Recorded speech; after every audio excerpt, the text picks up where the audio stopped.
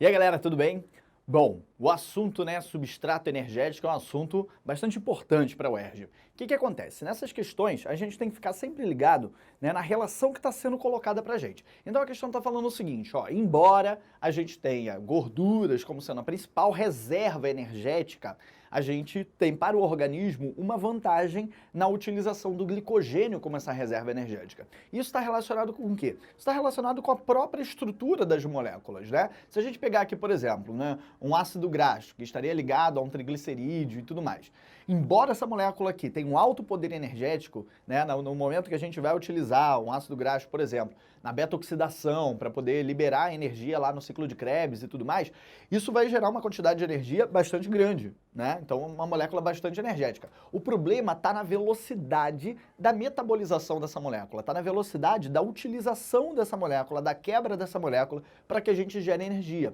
Portanto, embora essa molécula libere uma quantidade maior, ela tem um processo dessa liberação, o processo de quebra, ela é mais lento quando a gente analisa o glicogênio, por exemplo. Então, o glicogênio a gente consegue fazer aqui, ó, hidrólises rapidamente, porque a gente sabe que o glicogênio, aqui é óbvio que essa imagem não é bem representativa, ele é mais ramificado do que isso, mas o glicogênio tem uma vantagem muito grande porque ele é feito por monômeros, monossacarídeos, que podem ser liberados muito rapidamente. Então essa daqui é a nossa reserva imediata. Ela não é a mais energética, mas é aquela que a gente consegue utilizar com maior velocidade, com mais rapidez quando o corpo precisa, num estado de emergência ou numa situação, que a gente passa algum período de jejum longo, a gente vai usar primeiro isso daqui como nossa reserva, de preferência, por ela ser mais rapidamente metabolizada.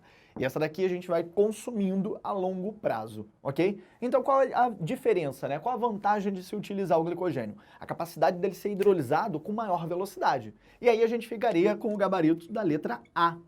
Mas se a gente quisesse entender um pouquinho melhor sobre isso daqui, o que a gente poderia dizer em relação à desvantagem do glicogênio em relação à gordura?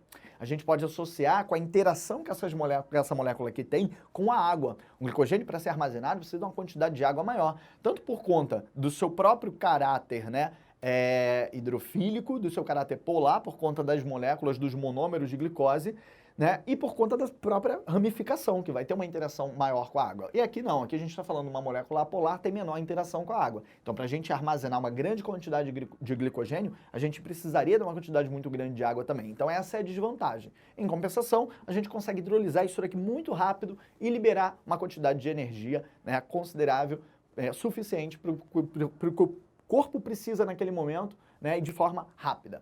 Beleza? Então, isso daí, ó, gabarito letra A. Um abraço para você e até a próxima.